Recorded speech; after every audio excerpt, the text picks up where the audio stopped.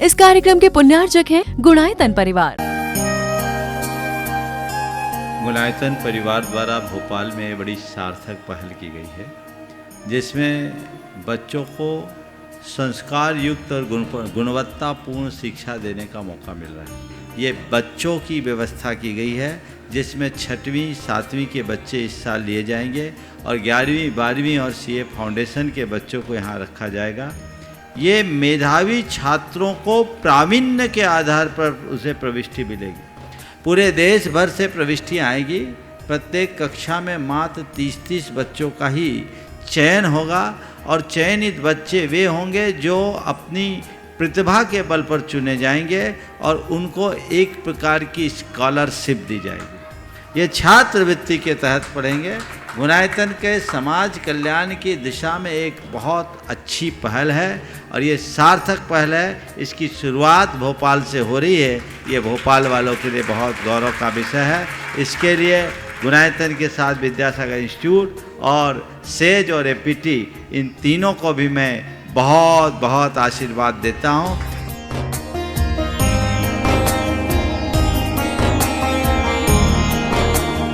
एक आदर्श और व्यवस्थित दिनचर्या का लक्ष्य प्राप्ति में बहुत बड़ा योगदान होता है।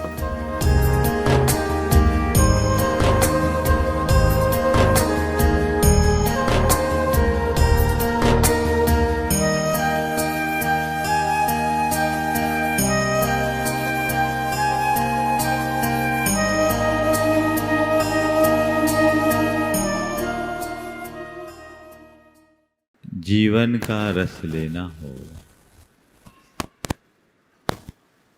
तो अपने जीवन के प्रति पूरी तरह सकारात्मक रहे।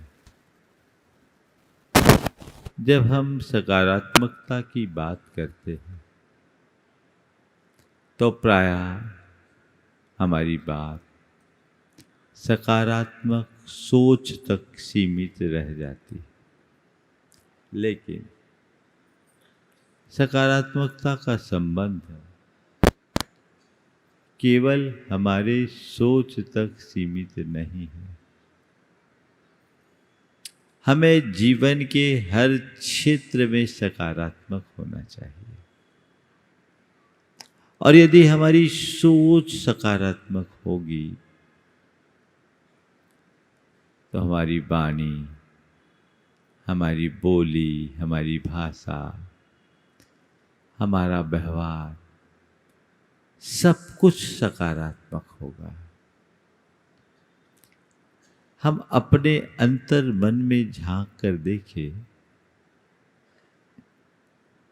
कि हम अपने जीवन के प्रति कितने सकारात्मक हैं। क्या हम अपने आप को समग्रतः सकारात्मक महसूस करते हैं? अगर करते हैं तो उसकी झलक हमारे जीवन में जरूर दिखनी चाहिए और यदि ऐसा नहीं है तो हमें उसकी शुरुआत कर देनी चाहिए। हमारे जीवन का मूल केंद्र हमारी सोच है। हमारी जैसी सोच होती है वैसी प्रवृत्ति होती है, जैसी प्रवृत्ति होती है वैसा व्यवहार होता है और जैसा व्यवहार होता है वैसा हमारा चरित्र बन जाता है। सोच के परिवर्तन से प्रवृत्ति में परिवर्तन, प्रवृत्ति के परिवर्तन से व्यवहार में परिवर्तन और व्यवहार के परिवर्तन से चरित्र में परिवर्तन। हम अपने चरित्र में परिवर्तन करना चाहते हैं तो सोच में परिवर्तन, सोच की सकारात्मकता का प्रवाह हमारी प्रवृत्ति, हमारे व्यवहार और हमारे चरित्र में लक्षित होना चाहिए, दिखाई पड़ना चाहिए।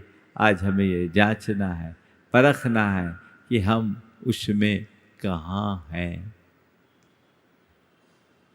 आज कुछ बातें मैं आप सबसे कहना चाहूँगा अपनी सोच को निरखना है तो सबसे पहले अपनी बोली को पकड़िए, अपनी भाषा को पकड़िए। क्योंकि हमारी जो प्रवृत्तियां होती हैं मन की, वचनों की और शरीर की, ये 3 प्रकार की प्रवृत्ति होती है, जिसमें सर्वाधिक प्रवृत्ति मन की होती है, पर मन की प्रवृत्ति बाहर नहीं दिखती, अंदर चलती। लेकिन जैसी हमारी मन की प्रवृत्ति होती है वैसी हमारी बोली होती है, और जैसी बोली होती है वैसा व्यवहार होता है। तो हमारे व्यवहार का सबसे बड़ा साधन बोली है, भाषा है। हम जब 2 व्यक्तियों से मिलते हैं तो हमारे वचन व्यवहार उसमें सबसे सबल निमित्त बनते। हमें ये देखना है कि हमारी भाषा कैसी है। यदि हमारी सोच, हमारे विचार सकारात्मक हैं तो उसका असर हमारी वाणी और भाषा पर पड़े बिना नहीं रहेगा। हमारे यहाँ बहुत पुरानी कहावत है कि मनुष्य की बोली से उसके व्यक्तित्व का पता लगता है। हमारी भाषा हमारे व्यक्तित्व की पहचान का आधार है।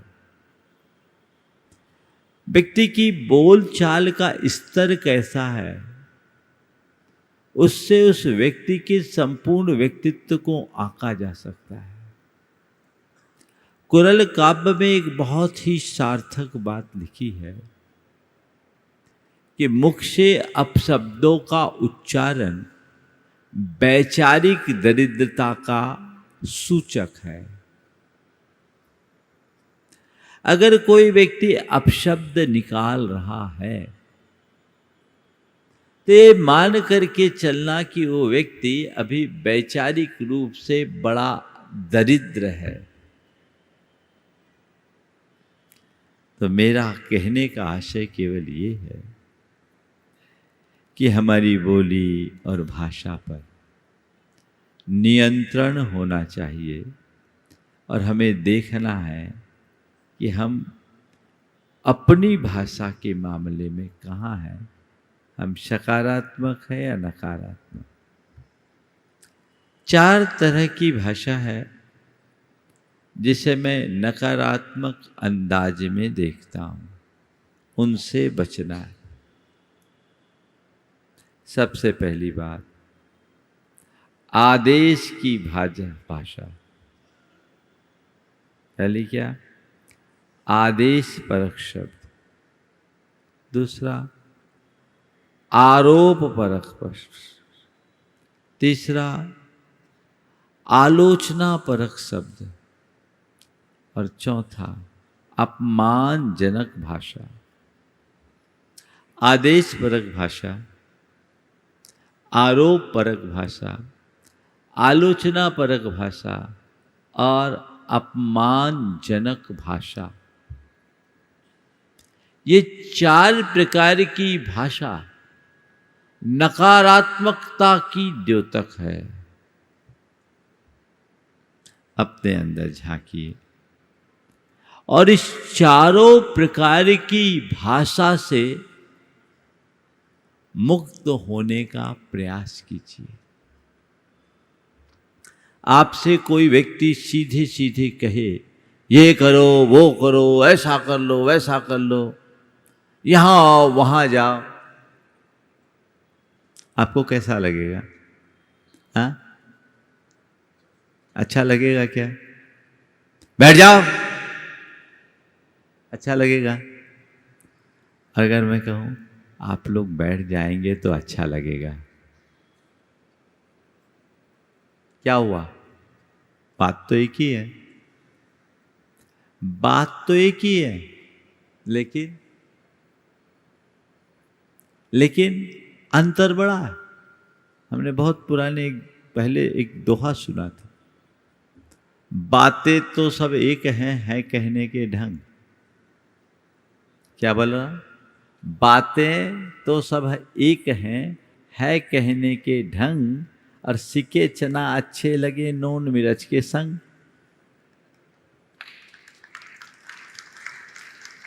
थोड़ा सा नून मिर्च तो चाहिए, लेकिन आप लोग रखते हो पर नून मिर्च मिलाते नहीं, नमक मिर्च लगाते हो। वो वाला नमक मिर्च लगाने की बात नहीं कर, मैं तो सिके चने में नमक मिर्च लगाने की बात कर रहा हूं। एक सिद्धांत बनाइए, हम ऑर्डर की भाषा नहीं, रिक्वेस्ट की भाषा में बात करेंगे। यदि आप अपने जीवन के प्रति सकारात्मक है तो औरों के प्रति भी सकारात्मक होंगे। समझ गए? जो पॉजिटिव होता है वो पोलाइट भी होता है, उसमें विनम्रता, शिष्टता, भद्रता और सुसंस्कृतता स्वाभाविक रूप से प्रकट होती है। वो जितना अपने मान के प्रति सजग होता है, उससे कहीं ज्यादा सामने वाले के मान की रक्षा के लिए तत्पर होता है। अगर आप किसी को कम आंक रहे हैं, आप किसी की उपेक्षा या तिरस्कार का भाव रख रहे हैं, तो मान करके चलिएगा कि आप उसके प्रति नकारात्मक है कि नहीं? बोलो। मैंने अनेक लोगों को देखा जो समृद्धि के शिखर पर पहुंचे हुए हैं, पर विनम्रता की प्रतिमूर्ति बने हुए हैं। वे लोग अपने घर के ड्राइवर को भी ड्राइवर जी कह करके पुकारते हैं, नौकर को भी सेवक जी बोल करके बुलाते हैं। ये रिस्पेक्ट है। ये कब होगा? जब आप सामने वाले का सही मूल्यांकन करेंगे और उसको कहीं कमतर नहीं आंकेंगे। मैं आपसे पूछता हूं, आप कितने भी बड़े हो, कितने भी बड़े, जो काम आपके ड्राइवर का है, क्या वो काम बिना ड्राइवर के चल जाएगा? बोलो। जो काम आपके ड्राइवर का है वो ड्राइवर के अभाव में चलेगा क्या? जो काम आपके सेवक का है उसका उस सेवक के अभाव में आपका काम चल जाएगा क्या? हकीकत यह है कि ड्राइवर और सेवक का आपके बिना काम चल जाएगा, पर आपका उनके बिना काम नहीं चल पाएगा। तो क्या वो तुम्हारे लिए कम महत्वपूर्ण है? बोलो, है ना? तो तुम्हें चाहिए कि उसे कमतर मत आको।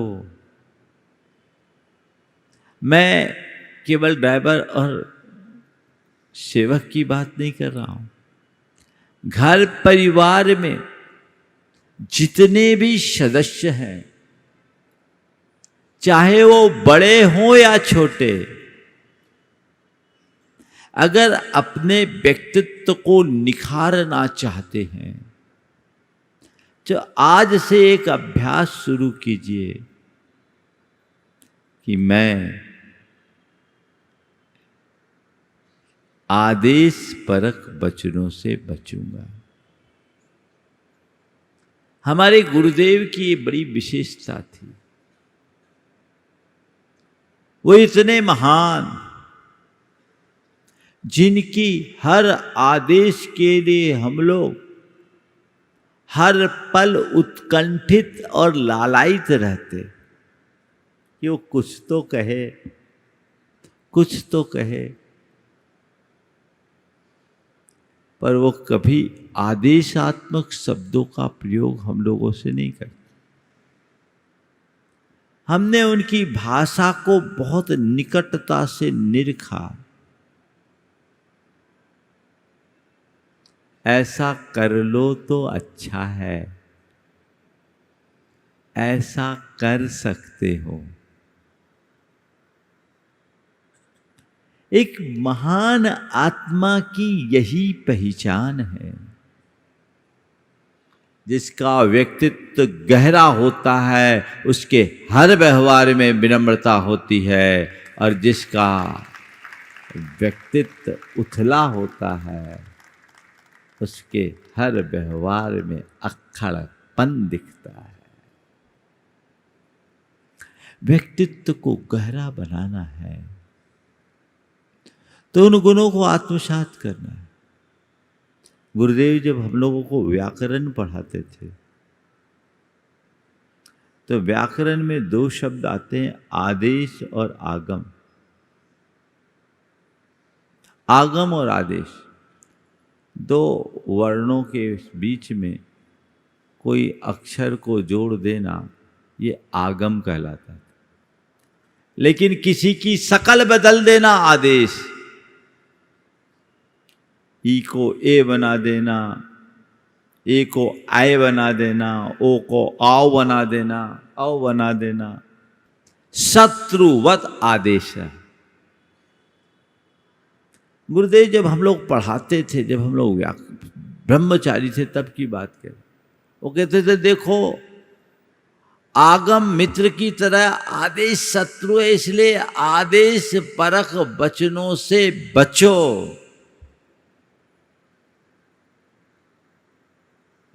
ऑर्डर से बचो, रिक्वेस्ट के लैंग्वेज को अपनाओ।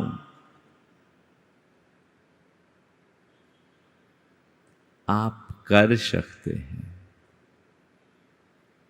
ऐसा किया जा सकता है। किया जा सकता है कि नहीं?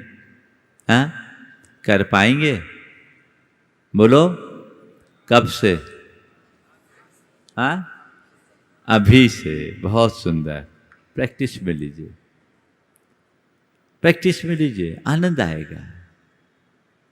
कुछ नहीं करना, मैंने कहा स्विच को टर्न ऑन करना है और कुछ नहीं। जीवन का काया पलट होगा, बस यही ट्रांसफॉर्मेशन है। एक बात ध्यान रखना, कोई परमात्मा आकर के तुम्हें नहीं बदलेगा। कोई परमात्मा आकर के तुम्हें नहीं बदलेगा। जब भी तुम बदलना चाहो, उसकी शुरुआत तुम्हें खुद करनी होगी, उसकी पहल खुद करनी होगी। अपने मन में वैसा भाव जगाइए, अपनी इच्छा शक्ति को प्रबल बनाइए, चीजें अपने आप बदलेगी, जिससे जीवन में आमूल चूल परिवर्तन हो सकेगा। तो पहली बात क्या करना है?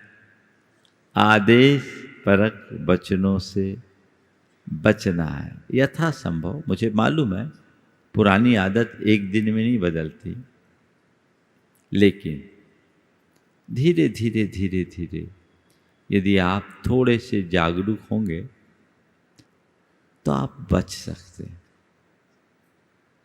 जब भी ऐसा है, मान लीजिए कहने में आ भी गया पुराने अभ्यास पर, तो फिर अपने आप को सुधारिए, अपने मन को कहिए कि मैं चूक गया, अब इसकी पुनरावृत्ति नहीं होगी। दोबारा फिर देखेंगे, फिर ट्राई करेंगे, फिर सोचेंगे।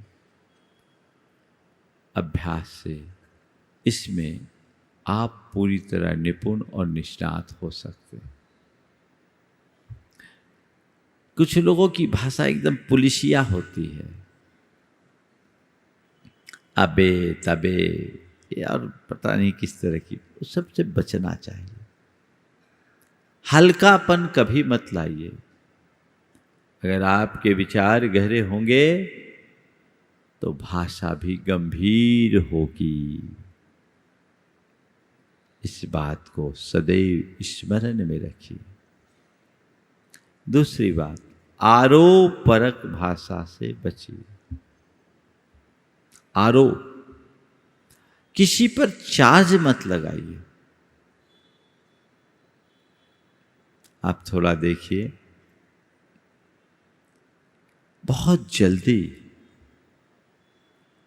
आप किसी पर भी कोई भी आरोप लगाने में तत्पर हो जाते हैं, और अक्सर ये होता है कि अपनी गलती होने पर भी सामने वाले को आप आरोपी बना देते हैं, उस पर दोषारोपण कर देते हैं, करते हैं। हाँ,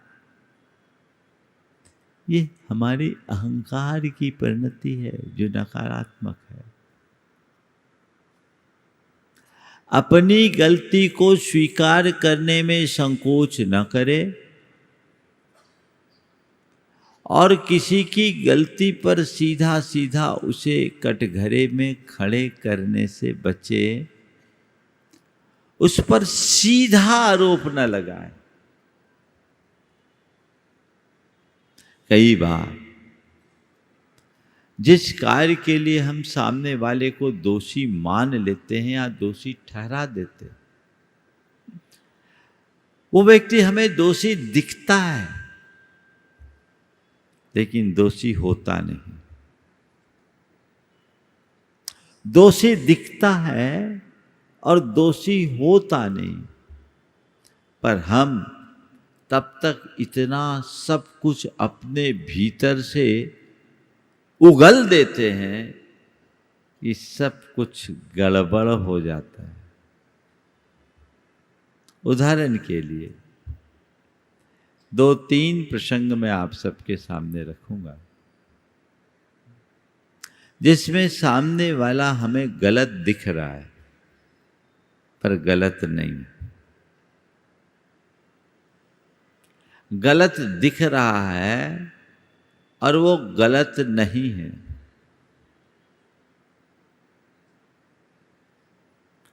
आप दफ्तर से आए, दरवाजे पर आपका बच्चा रोता खड़ा, और रोते रोते कह रहा है, पापा आज मम्मी ने मेरे साथ बड़ा बुरा किया, हमको खाना नहीं दिया। बोलो, सुनकर के आप क्या प्रतिक्रिया दोगे? क्या प्रतिक्रिया दोगे? हाँ, सीधे उसकी मम्मी पर बरस जाओगे, बरसोगे ना?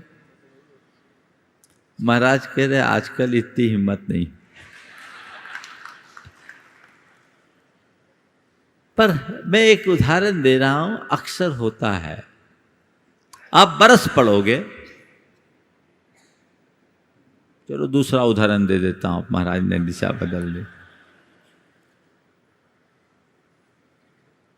आपको आपकी घरवाली ने कुछ लाने को कहा, मार्केट से लाने को कहा। आपने ऑफिस से आने से पूर्व फोन लगा करके पूछा कि मैं आ रहा हूं, कुछ लाना तो नहीं है? आपको ऑफर मिला, आपके मैं लेके आता। घर आए और जैसे आए, आपकी खोज खबर की तो बात नहीं, आपसे पूछा जा रहा है सामान कहाँ है? आपने कह रही वो तो मैं भूल गया, नहीं ला पाया। अब क्या होगा बताओ? अब बोलो भाई, तुम ही लोगों से पूछता हूं, इधर से नहीं पूछता। हाँ, क्या होगा? ये तो सही है ना? हाँ, अब क्या हुआ? बस आप तो कोई काम के ही नहीं हो, आपसे कितना भी बोलो कुछ होता ही नहीं है, बस बातें बड़ी बड़ी कर देते हो। इतना ही सब था तो फोन लगा कर क्यों पूछा था? इतने बरस हो गए, किसी काम के नहीं।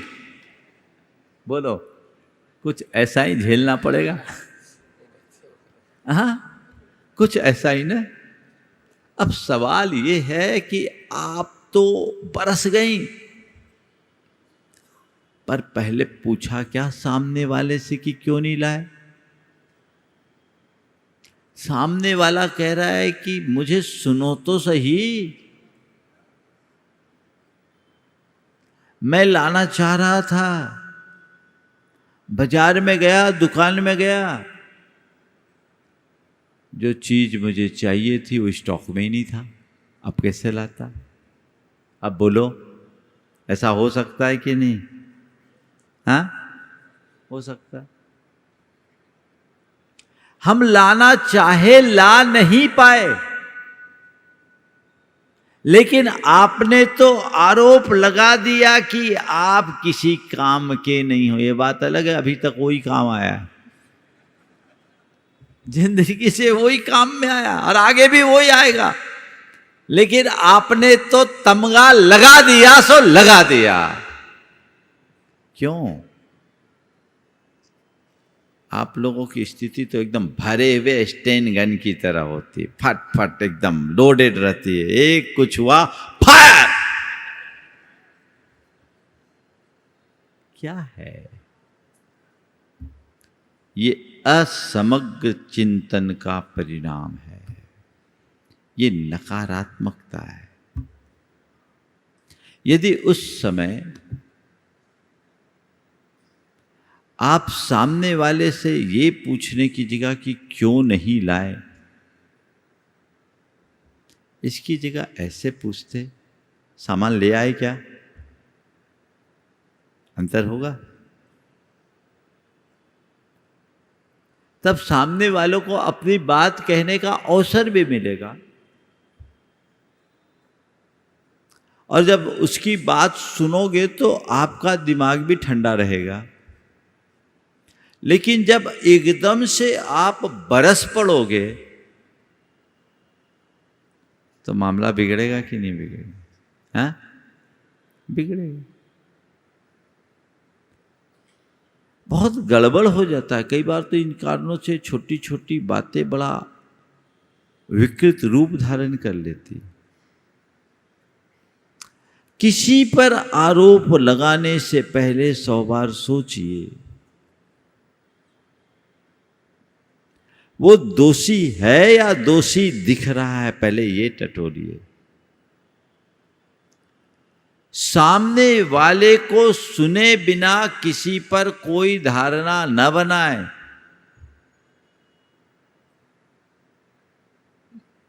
लेकिन आप लोगों की धारणा तो पहले से बनी बनाई रहती है, पूर्वाग्रही होते। पिता पुत्र डाइनिंग टेबल पर खाना खा रहे थे, इसी बीच किचन से कांच का बर्तन गिरने की आवाज आई बहुत जोर से। पिता ने बेटे से पूछा, जा देख ये बर्तन किससे गिरा। जा बेटे ने बैठे बैठे बता दिया, बोले मम्मी से। ये बर्तन किससे गिरा? बेटे ने वहीं बैठे बैठे बता दिया, मम्मी से। बोले तू यहीं बैठे बैठे कैसे बता दिया? बोले आपकी बहू से गिरा होता तो मम्मी की आवाज भी आ गई होती।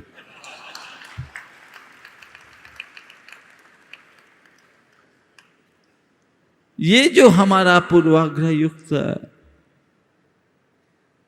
मनोभाव है, वो हमारे व्यवहार को बड़ा विकृत बना देता है। तय कीजिए, आरोप परक वचनों से हम बचेंगे। आरोप चुभता है ना, और तब तो और भी चुभता है जब आपका वहां कोई कसूर ना हो और फिर भी आपको कसूरवार बना दिया जाए, चाहे वो घर परिवार की बात हो, समाज की बात हो, धर्म क्षेत्र की बात हो, या जीवन व्यवहार के किसी भी क्षेत्र की बात हो। लोगों को बेहद वेदना होती है, उससे अपने आप को बचाने की चेष्टा करनी चाहिए। तीसरी बात, आलोचना मूलक शब्दों से, वचनों से बचे। आलोचना मतलब सीधी बुराई,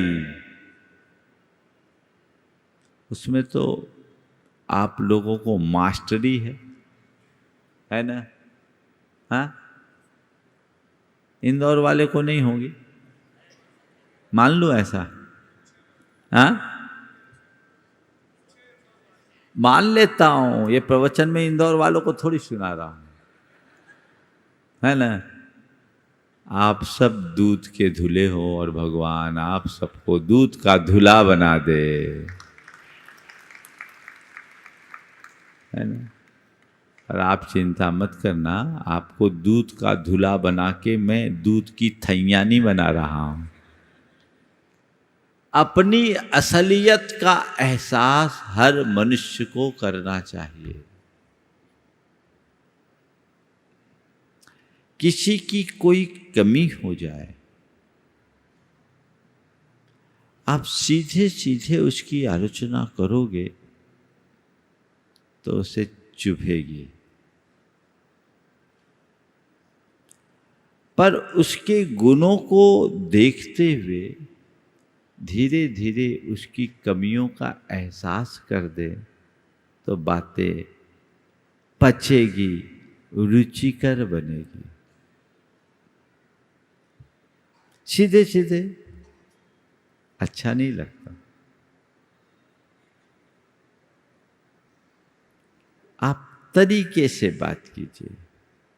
दो शब्द है, एक है क्रिटिसाइज और दूसरा है क्रिटिगाइड। क्या बोल रहा हूं? क्रिटिसाइज और क्रिटिगाइड। क्रिटिसाइज मतलब किसी ने गलती की और आपने उसको छील दिया, गलती को पकड़ करके बैठ गए। अब बहू घर आई है, पढ़ी लिखी, और किचन में गई भोजन बनाने के लिए, ढंग का भोजन नहीं बना। मान लीजिए रोटी थोड़ी कच्ची रह गई, सब्जी में मसाला या उसकी रेसिपी थोड़ी ऊपर नीचे हो गई और सासू बरस गई। आजकल की बहुओं को तो कुछ आता ही नहीं, पकाने को पढ़ लिख गई, बड़ी बड़ी डिग्री घर धर ली, पर रोटी बनाना तक नहीं जानती, कोई काम की नहीं है। अब बोलो ऐसा कोई बोल दे तो क्या होगा? आग लगेगी कि नहीं? बोलो। हाँ हाँ, लगेगी। ऐसा क्यों बोले? उसकी जगह धीरे से कहे, बेटी आज तुम किचन में आई, तुम्हें देखकर मुझे बहुत खुशी हो रही है, क्योंकि आजकल की बहुएं तो 10 बजे तक ऊपर से नीचे ही नहीं उतरती, अपने बेडरूम से ही नहीं निकलती। और फिर तुम जैसी प्रोफेशनल लड़की को किचन में देख करके तो मुझे बहुत अच्छा लगा। आज तुम खाना बनाने के लिए आई ना, जरूर तुम्हारी माँ की प्रेरणा इसमें रही होगी। तुम्हारे संस्कार को देखकर मुझे बहुत हर्ष हो रहा। तुम्हारे परोसगारी का तरीका भी बड़ा अनूठा है, और जब तुम परोसती हो ना तो लोगों का मन बड़ा खुश होता है। एक रोटी खाने वाला 1.5 रोटी खा करके जाता है, मुझे बहुत खुशी होती है। बहुत अच्छा है, तुम ऐसे ही आ जाया करो। और तुम बस ठीक है, थोड़ा रोज करो। सब्जी है ना, जिस समय सब्जी बनाती हो मैं तुम्हारे साथ रहूँगी, और उसमें मसाला डालने का तरीका जैसा मैं बताऊँगी ना, तो उसका टेस्ट और अधिक बढ़ जाएगा। तुम्हारे सब्जी को लोग उंगली चाट चाट करके खाएंगे। अब बोलो ऐसे में, ठीक मम्मी आप बताना, मैं बिल्कुल आप जैसा कहोगी वैसा मैं करूँगी, यही होगा ना? क्या अंतर आ गया? क्रिटिसाइज और क्रिटिगाइड का अंतर आपने समझा ना? समझ में आया कि नहीं?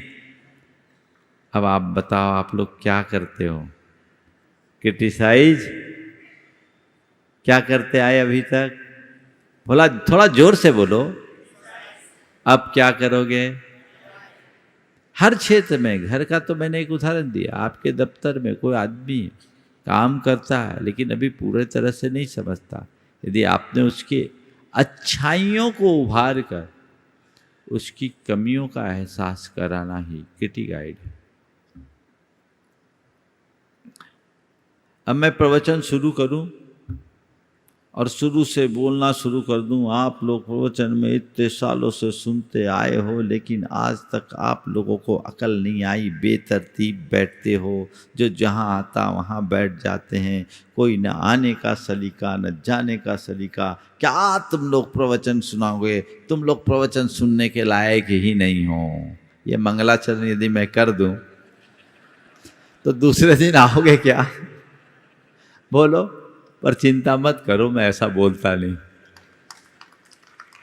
लेकिन इसी बात का एहसास कराने के लिए प्रवचन में मैं बीच में बोलूं, देखो भाई, आप लोग प्रवचन के लिए बहुत उत्साहित रहते हो और इंदौर वालों की बात क्या करूं। मैं आता हूं उसके पहले से ही आप लोग उमड़ना शुरू हो जाते हो। भारी संख्या में आप लोग आते हैं, बहुत उत्साह से आते हैं।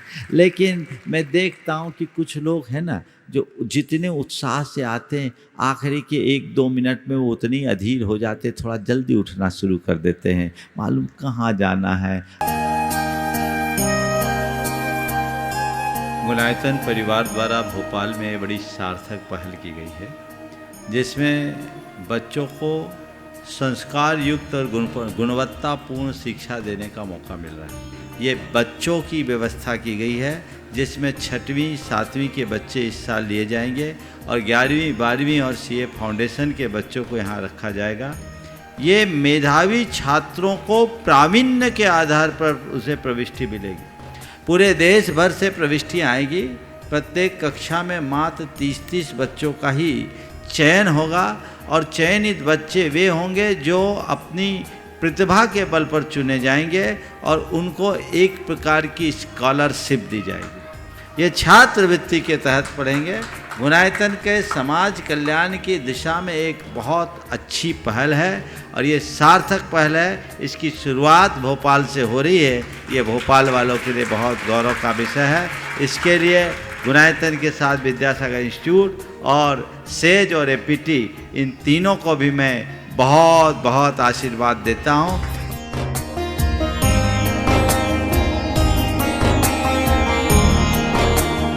एक आदर्श और व्यवस्थित दिनचर्या का लक्ष्य प्राप्ति में बहुत बड़ा योगदान होता है।